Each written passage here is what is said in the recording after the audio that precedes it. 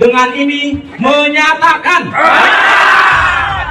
menolak pemberian izin, rekomendasi, dan pembangunan sarana ibadah non-muslim di wilayah Sindang Jaya. Terima kasih. Assalamualaikum warahmatullahi wabarakatuh. GKJ Bandung berdiri dari tahun 1926 sampai hari 97 tahun. 97 tahun. Berarti bisa dikatakan GKJ lebih tua daripada kemerdekaan Republik Indonesia. Itu dia. Tapi yang aneh itu, dulu sebelum merdeka bisa mendirikan gereja. Nah setelah merdeka, lah kok susah mendirikan gereja. Setidaknya 200 gereja disegel dan ditolak dalam 10 tahun terakhir. Dan yang terbaru adalah pelarangan kegiatan ibadah yang terjadi di daerah Padang. Dan itu belum termasuk pelarangan kegiatan ibadah yang belum sempat viral ataupun diketahui oleh semua orang. Pertanyaannya, bukankah di Undang-Undang Pasal 29 tahun 1945 mengatur tentang negara yang menjamin kemerdekaan penduduknya untuk memeluk dan beribadat menurut agama dan kepercayaannya masing-masing? Lantas kenapa kami mendapat perlakuan yang berbeda? Kalian harus konfirmasi juga dengan RT RW di sini kegiatan itu. Karena mohon maaf ini beda. Mari kan kalau masalah ibadah ini seperti ibadah ini kan bisa konfirmasikan panggil punya yang kontrakan. Dek, begini tolong hentikan. Tapi kalau Umay Hakim sendiri seperti ini, suka aku rumahku. Ya memang betul suka-suka. Saya cuma pecahkan kaca rumah saya loh. Bisa kan? Kau dengar? Kenapa tadi mau pecah kaca? Jangan untuk borok nanti. Borok nanti banyak Jangan kau Saya nggak mau ibadah, mau nggak? borok kau nanti. Borok nanti. Apa emang? Siapa yang nggak boleh saya pegang? Siapa yang nggak boleh? Borok kalian itu semua jadi. Sabar. Abang, gini. Kita kerahkan masalah itu semua panuran itu. Depannya macam panuran ini mampus kalian semua. Tahu? Yang buat gawat tenang-tenang tidur kita di sini sampai di sini kita nahan-nahan. Makanya tadi bapak cuma nyuruh kita di atas itu supaya mereka disuruh pulang ini. Pak, bantu ibadah kami, Pak. Pak, bantu izin ibadah kami, Pak. Pak Jokowi, bantu izin ibadah kami, Pak. Pak Jokowi, bantu izin ibadah kami, Pak. Pak, bantu izin ibadah kami, Pak. Pak, bantu izin ibadah kami. Sedang beribadah lalu kemudian ditutup hanya karena alasan belum punya izin. Kami agak bingung di Indonesia ini bahwa kebebasan beragama menurut pasal 29 itu sudah selesai. Tetapi masih banyak orang-orang tertentu, kelompok-kelompok tertentu, bahkan kepala daerah yang menjadi motor di dalam usaha dan upaya melarang adanya ibadah dari umat Kristiani. Bahwa kegiatan-kegiatan ibadah yang dijamin oleh konstitusi dan undang-undang dasar sepertinya belum bisa diimplementasikan dengan baik. Tetapi kalau sampai hari ini kemudian betapa susahnya kami harus beribadah. Saya masih menanti pemimpin di negeri ini yang bisa menjamin bahwa toleransi di dalam kebangsaan itu benar-benar bukan merupakan wacana, tetapi dia merupakan sebuah bagian dari perjuangan yang harus kita jaga bersama-sama. Kita nggak mau kok, kita hanya mau beribadah di sini. Kita cuma mau berdoa kepada Tuhan kita kok. Ya. Kita nggak minta apa-apa. Kita keluarga negara Indonesia punya hak yang sama. Tapi kami mohon untuk sekali ini kita ikuti dulu, kasih kesempatan sama pemerintah.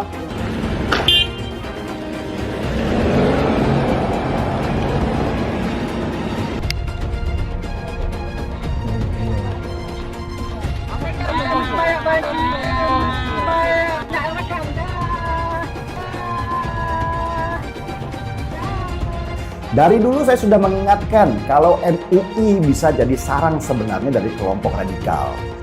MUI dengan segala kelebihannya adalah rumah terbaik bagi kelompok radikal untuk menguasai dan mengkapitalisasi umat muslim di Indonesia. Inilah kelicikan yang membawa nama agama. Setiap tahun ada saja kontroversi yang mereka keluarkan yang tidak membawa kesejukan dalam bernegara. Saya sendiri nggak tahu gunanya MUI itu apa. Ngeri memang MUI ini. Dengan label ulama, mereka menguasai penuh fatwa untuk umat Islam di Indonesia. Selain itu, selama bertahun-tahun mereka menguasai sertifikat halal di Indonesia dengan konsumen jutaan produk dan dananya tidak teraudit. Halo para elit MUI, Jangan kira kalian bisa berlindung di balik label ulama. MUI pada dasarnya adalah sebuah LSM. Walaupun tidak memiliki otoritas yang resmi, sayangnya MUI kelihatan abai dalam hal menjaga keharmonisan hubungan antar umat atau antar aliran. Sering terdengar berbagai bentuk penolakan dan kekerasan dilakukan terhadap hak beribadah umat Kristen. Walaupun bukan sebuah lembaga negara atau otoritas resmi, MUI ini adalah lembaga yang didengar pendapatnya oleh umat Islam. Karena itu, salah satu pihak yang seharusnya berperan untuk menghentikan aksi-aksi semacam ini adalah MUI. Tantangan terbesar yang harus dihadapi MUI saat ini adalah kelompok-kelompok yang tidak toleran atau bahkan kelompok-kelompok radikal. Saya lihat perhatian sikap MUI ini semua, setiap ada membuat fatwa itu yang tidak menyenangkan, yang ingin buat gaduh. Sepertinya Anda nih bermusuhan sekali dengan yang namanya non-muslim. Yaitu seperti Anda memandang selain Islam itu kafir. Ini lembaga apa ini MUI ini lama-lama saya lihat? Apa sih MUI? MUI itu bukan apa-apa buat negara ini. Ada dan tidak ada MUI itu nggak menambah sebetulnya. Justru keberadaan MUI ini membuat masalah. MUI itu cuma sebatas ormas kok. Ini semua muslim loh, mayoritas ini yang menolak MUI, termasuk saya menolak MUI. Justru Anda membuat onar. Rakyat se-Indonesia termasuk saya ingin MUI dibubarkan. Jadi lebih bagus bubarkan MUI. Bubaran MUI cukup ada Departemen Agama. Saya Pendeta Samjeksen Napitupulu dari Gereja Utusan Pantai Kosta yang mengalami pengurusan. Kami dari LBH Martor Batam yang mendampingi Bapak Pendeta terkait dengan adanya dugaan pengrusakan bangunan yang akan digunakan untuk gereja di Kabil, dan kami telah melaporkan ke Polda Kepri. Mengecam tindakan anarkis yang dilakukan oleh sekelompok orang yang merusak pembangunan rumah ibadah di Bida Kabil, Kota Batam. Meminta pada pihak kepolisian agar menangkap pelaku perusakan pembangunan rumah ibadah, dan kita percayakan kepada pihak kepolisian untuk Polda Kepri agar secepatnya menangkap orang-orang yang merusak pembangunan rumah ibadah. Sini. Ya. Nanti yang lainnya nanti. Apa? Apa? Kerjakan terus, kerjakan. RW 21, RT 004. Ayo, hancurkan semua. Ayo, hancurkan aja. Ya, hancurkan. Ada kerusakan gereja, kubur di Kapil Bida, ada perusakan dinding, ada perusakan jendela. Kami mohon kepada stakeholder pemerintah di tempat Kota Batam, kami percaya bahwa pemerintah akan bertindak segera. Sumbernya atau dalang di balik pelarangan pendirian rumah ibadah adalah MUI. MUI membuat surat yang mana melarang sebenarnya pendirian ibadah ini.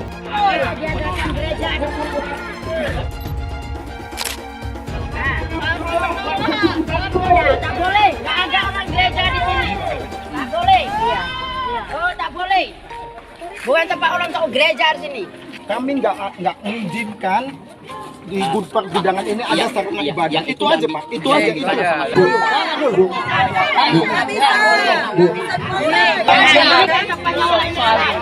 Tak boleh.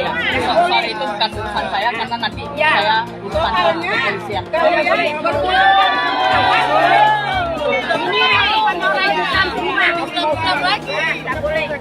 Pelarangan rumah ibadah terus berlangsung, dan ini akan terus terjadi kalau dibiarkan. Mereka percaya menolak atau menghancurkan gereja adalah langkah yang bukan hanya diridhoi, tapi bahkan juga diwajibkan oleh Allah. Karena mereka percaya dengan ayat-ayat Al-Quran yang menurut mereka memerintahkan umat Islam untuk memerangi kaum kafir. Ayat-ayat memerangi kaum kafir itu memang ada dalam Al-Quran, tapi makna kafir di sana tidak pernah berarti semua orang non-muslim. Karena itu sungguh mengherankan bahwa MUI merasa tidak perlu bersikap soal pelarangan gereja ini.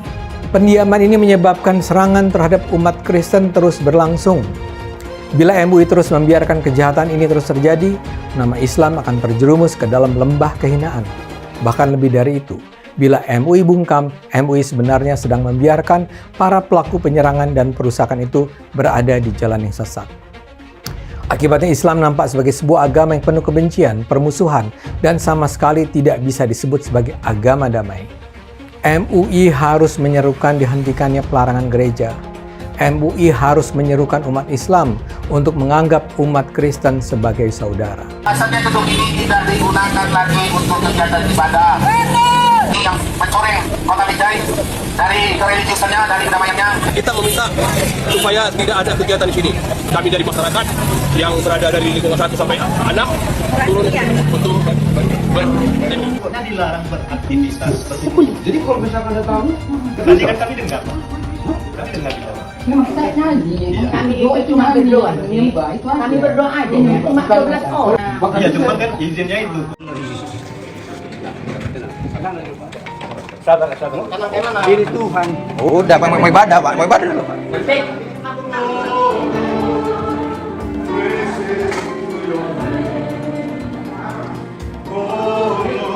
Poin penting di SKB 2 Menteri ini yang perlu kita ketahui bersama.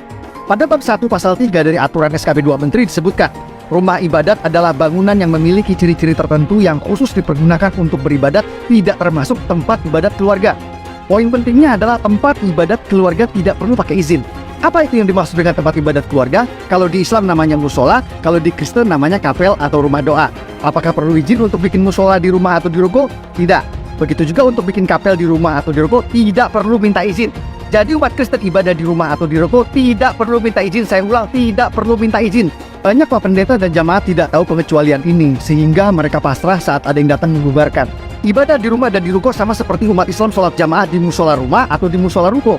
Dibolehkan oleh SKB 2 Menteri dan tidak perlu minta izin pada siapapun.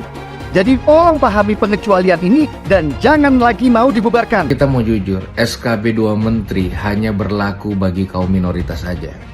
SKB 2 Menteri seringkali digunakan menjadi instrumen atau alat untuk menggebuk kaum minoritas, mengancam kebebasan beribadah. Mirisnya tidak terlihat semangat dan kesungguh-sungguhan dari Kementerian Agama dan pemerintah Indonesia untuk merevisi SKB 2 Menteri ini. Itu sebabnya saya mau mengajak melalui video ini, sama-sama kita berjuang untuk menegakkan konstitusi dengan tujuan utama merevisi kembali SKB 2 Menteri ini. Ya, saya tidak mau suatu saat anak saya ketika tumbuh dewasa masih harus berjuang untuk kebebasan beragama. Mari sama-sama bergandengan tangan, berjuang untuk merevisi SKB 2 Menteri ini sehingga Indonesia menjadi rumah yang nyaman bagi semua golongan dan semua agama. Sebenarnya penegakan hukum di Indonesia ini untuk orang-orang intoleran itu sudah bagus, asal jangan pernah berpikir kalian minoritas. Kalau kalian tidak melaporkan, bagaimana bisa diproses? Nunggu sejuta umat bersuara menyuarakan itu, tapi cuma komentar, tindakannya nggak ada. Bilangnya apa? Kita cuma minoritas. Itulah karena kalian tidak nasionalis, makanya kalian itu mengecilkan diri kalian sendiri. Kita ini punya hak yang sama di Indonesia, ya. Semua yang beragama itu mempunyai hak beribadah. Sejauh ini, cuma teman-teman dari Dharmapala loh yang berani menuntut keadilan, bukan karena mereka minoritas, tapi karena mereka punya hak yang sama sebagai warga negara Indonesia. Apakah dalam prosesnya teman-teman Dharmapala itu lancar-lancar saja? Tidak. Kasusnya pernah ditolak dengan alasan laporannya sudah ada atau sudah ada yang melaporkan. Tapi mereka terus kawal, terus kekeh. Akhirnya mantan Menteri Roy Suryo bisa dimasukkan ke penjara atas dasar penghinaan terhadap lambang-lambang agama. Apalagi ini yang menyetop orang beribadah, bukan siapa-siapa pula. Terus kenapa alasannya kalian tidak mau bersuara? Kalian tidak mau melakukan, kalian tidak mau melaporkan. Kenapa? Bersatu, berbuat. Jangan cuma diam. Mengenai kebebasan beribadah dan kebebasan beragama. Beragama Kristen, Katolik, Hindu, Konghucu, hati-hati, ini memiliki hak yang sama dalam beribadah. Beragama dan beribadah itu dijamin oleh konstitusi kita, dijamin oleh Undang-Undang Dasar 1945, Pasal 29 Ayat 2. Dandim, Kapolres, Kapolda, Pangdam harus ngerti ini. Jari, Kejati, FKUB misalnya, apakah tidak memperbolehkan membangun tempat ibadah? Hati-hati loh, konstitusi tidak boleh kalah dengan kesepakatan. Karena saya lihat masih terjadi. Kadang-kadang saya berpikir sesusah sesusah itukah orang yang akan beribadah? Sedih kalau kita mendengar. Bagaimana dalam agama Islam seorang muslim karena jabatannya dia memberi izin berdirinya rumah ibadah seperti kelenteng, gereja, dia dapat dosa jariah mengalir terus sampai hari kiamat. Setiap berbunyi teng teng, bisa dibelangkung malaikat, teng kelompang, teng kelompang, teng kelompang, teng kelompang. Rasakanlah tuh, rasakan. Pancasila Soekarno, ketuhanan ada di pantat. Anak Tuhan dari mana? Kalau Yesus anak Tuhan, bidangnya siapa? Besok di seluruh wilayah Indonesia kami katakan dalam Karena di salib itu ada jin kafir. Karena di salib itu ada jin kafir. Karena di salib itu ada jin kafir. Haleluya. Kepalanya ke kiri apa ke kanan? Kepalanya ke kiri apa ke kanan? Tetap percaya salib itu lambang mulia, bukan jin. Kok ketawa? Aku nggak nyindir siapa-siapa. Alasan pembubaran selalu menggunakan alasan izin. Kenapa ada keinginan untuk menutup dan mengganggu rumah ibadah agama minoritas, terutama agama Kristen. Apakah penceramah-penceramah itu percaya bahwa dengan mengganggu atau menutup atau melarang ibadah agama Kristen atau minoritas, mereka bisa masuk surga? Apakah seperti itu ajaran mereka? Makanya saat berceramah, Abdul Somad selalu mengajarkan intoleransi dan selalu menghujat agama lain, seperti mengatakan di salib ada jin kafir. Menurut saya, pemerintah pusat harus terus berkomunikasi dengan para pemuka agama atau penceramah agama, seperti Abdul Somad yang selama ini masih merasa dan percaya bahwa kehadiran gereja adalah hal yang harus ditolak. Dan para pemuka agama itu harus sadar bahwa menolak pembangunan gereja bukan saja bertentangan dengan konstitusi, tapi juga bertentangan dengan ajaran agama itu sendiri. Memang sejak dulu, pendirian rumah ibadah agama selain yang muslim selalu jadi masalah. Meski sebenarnya masalah itu wajar, karena Indonesia adalah negara dengan penduduk muslim terbanyak di dunia. Sekitar hampir 90% dari jumlah total populasi penduduk Indonesia. Presiden Jokowi dengan tegas menyentil semua kepala daerah yang hadir tentang masalah gangguan pendirian rumah ibadah. Itu bisa dibilang pernyataan keras dari seorang Jokowi yang jarang dilakukannya di depan publik. Di mana-mana negara religius dengan mayoritas penduduknya yang beragama sama, itu selalu akan terjadi tekanan pada agama lainnya. Dan ini bukan terjadi di Indonesia dan bukan terjadi di agama Islam saja. Selain jumlah penduduk muslimnya yang terbesar di dunia, Indonesia juga dikenal sebagai negara yang religius, yang memasukkan agama di dalam setiap kehidupan mereka. Miriplah dengan negara tetangga kita Malaysia yang juga punya DNA yang sama dengan Indonesia. Tapi beda dengan Singapura misalnya, yang meminggirkan agama dalam kehidupan bernegara dan menempatkannya dalam kehidupan personal masing-masing warganya. Agama tidak boleh diteriakan di ranah publik dan pendirian rumah ibadah diatur negara supaya tidak memperbesar masalah. Singapura bisa begitu, bisa mengambil keputusan se-ekstrim itu karena mereka bukan negara demokrasi seperti Indonesia. Singapura dipimpin oleh satu kepala dan hukum di sana benar-benar absolut atau tunggal. Jadi ngaturnya gampang. Bisakah Indonesia seperti Singapura misalnya yang lebih mengedepankan kehidupan bernegara dibandingkan agama? Singapura pernah punya kisah kelam dengan masalah agama ini. Tahun 1984 Singapura itu pernah memasukkan kurikulum agama di semua sekolah-sekolah negerinya. Tapi yang terjadi malah semakin marak perpecahan antar agama di Singapura karena ternyata kurikulum di sekolah itu membentuk militansi-militansi kelompok agama di Singapura menjadi berkembang. 5 tahun kemudian, Perdana Menteri Singapura mencabut kurikulum agama di sekolah dan mengembalikannya ke rumah. Jadi secara demografi antara Singapura dan Indonesia itu sudah jelas beda. Kita pengennya sih kayak Singapura, di mana agama tidak jadi masalah besar, sehingga masyarakatnya cara berpikirnya menjadi maju. Tapi sulit banget, karena di sini untuk mengambil satu keputusan saja harus banyak diskusi dengan penguasanya masing-masing. Sedangkan Indonesia ini beda, kepalanya aja banyak. Presiden itu bukan penguasa tunggal karena ada DPR yang terdiri dari banyak partai. Belum lagi akibat undang-undang otonomi daerah menjadikan daerah-daerah di Indonesia punya raja-raja sendiri yang berkuasa. Selama tahun 2007 sampai 2022 ada lebih dari 500 gangguan terhadap pendirian rumah ibadah di banyak daerah. Gangguan itu mulai penolakan ibadah, penolakan pendirian rumah ibadah, intimidasi, perusakan, bahkan sampai pembakaran. Tapi untungnya ya nggak ada lagi kasus perbedaan ini yang menghilangkan nyawa. Nggak seperti pada masa SBY dulu berkuasa di tahun 2013, di mana ada warga Ahmadiyah yang harus kehilangan nyawa hanya karena mereka beribadah di Cikesik, Banten. Dalam artian, meskipun masalah besar itu belum terselesaikan, tapi tetap ada kemajuan.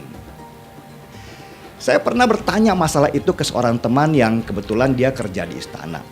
Saya tanya, kenapa sih Jokowi kok belum cabut-cabut SKB Menteri tentang pendirian rumah ibadah ya? Kan itu dulu janjinya. Teman saya itu cerita, kalau urusan nyabut itu gampang. Yang sulit itu dampak berantainya. Gorengan dan fitnah oposisi itu akan bertebaran. Daerah-daerah yang dipimpin oleh partai oposisi akan berontak dan memainkan isu agama sebagai senjatanya. Itulah kenapa nyabut surat keputusan bersama para menteri tentang pendirian rumah ibadah itu sulitnya bukan main. Meski sejak tahun 2014 Jokowi itu sudah mengagendakan untuk menyelesaikan masalah agama itu. Karena untuk mencabut SKB menteri itu bukan hanya masalah kewenangan menterinya saja, tapi juga menteri harus menyerap aspirasi dari daerah-daerah. Kalau mayoritas daerah menolak, terus nggak bisa kan dipaksa dicabut begitu aja. Bisa jadi masalah besar dan digoreng-goreng oleh oposisi yang memang mereka haus kekuasaan dan mabuk agama. Persoalan masalah agama di Indonesia ini sulit sekali akan selesai dalam waktu sebentar.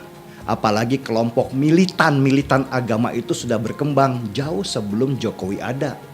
Mereka ada di mana-mana, di pemerintahan, di pendidikan, bahkan sampai ke rumah tangga. Membenarkan sesuatu yang rusak karena sempat dipelihara oleh kekuasaan itu nggak mudah dan waktunya juga nggak akan sebentar. Negara ini jadinya hanya fokus pada masalah agama daripada masalah ekonomi.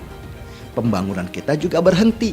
Negara asing akan ikut campur karena ngiler dengan sumber daya alam Indonesia yang kaya. Dan ini juga sudah berdasarkan kajian, juga diskusi dengan para penganut agama yang non-muslim yang juga takut dengan dampak berantai yang akan ditimbulkan. Mereka ingin negara tetap aman sehingga mereka bisa terus berdagang. Perut kosong jauh lebih mengerikan kerusakannya dibandingkan masalah iman. Saya coba nanya lagi ke teman saya itu. Terus kapan kira-kira masalah pendirian rumah ibadah ini selesai? Teman saya itu ragu untuk menjawab. Tapi akhirnya dia menjawab juga.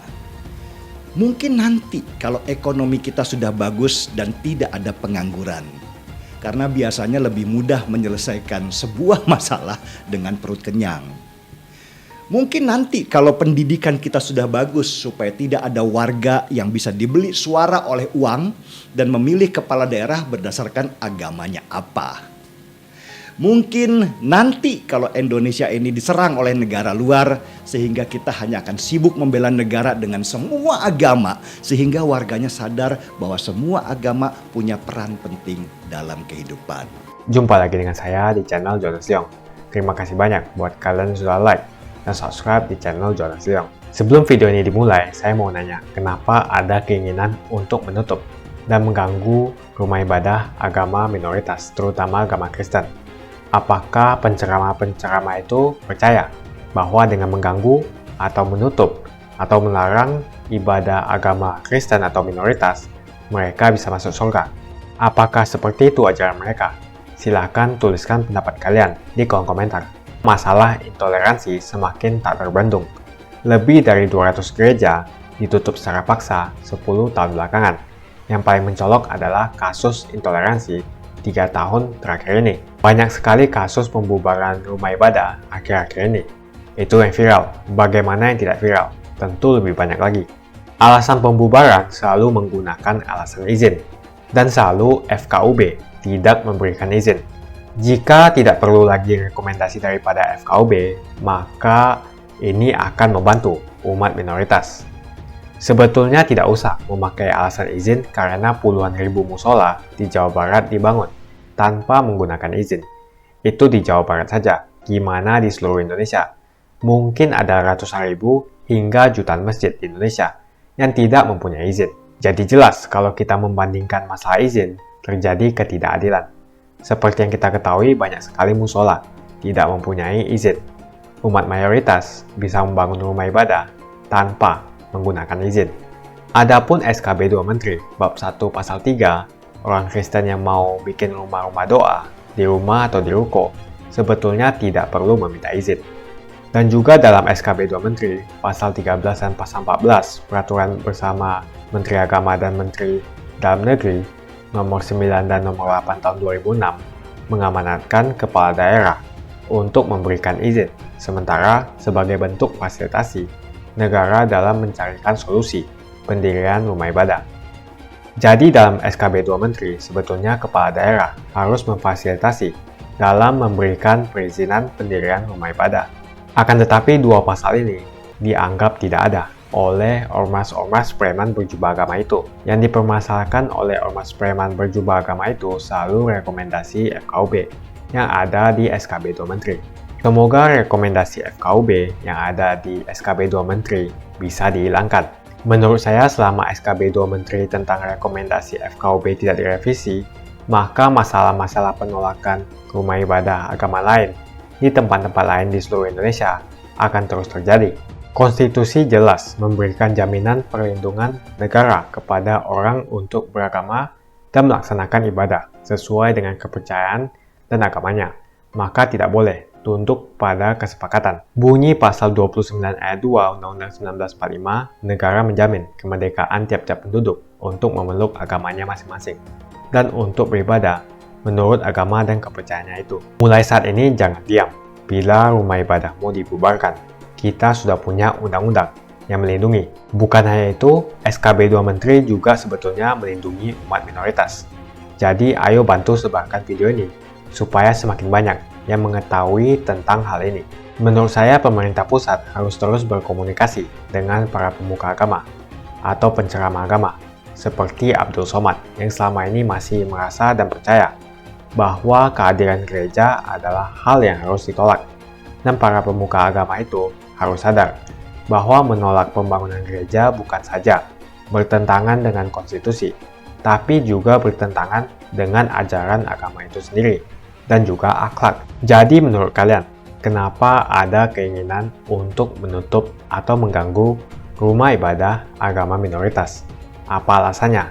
Apakah mereka percaya bahwa menutup atau mengganggu rumah ibadah agama minoritas, terutama agama Kristen, mereka bisa masuk surga? Tuliskan menurut kalian apa alasannya, dan kita akan bahas di video selanjutnya. Jika kalian suka dengan pembahasan saya tentang perizinan rumah ibadah dan tentang penceramah seperti Abdul Somad, pastikan Anda semua menekan like di video ini. Dan bagikan video ini ke teman dan family Anda supaya mereka semua mengetahui informasi ini. Tekan tombol subscribe dan bunyikan lonceng notifikasi supaya kamu tidak ketinggalan info dari channel Jonas Leong.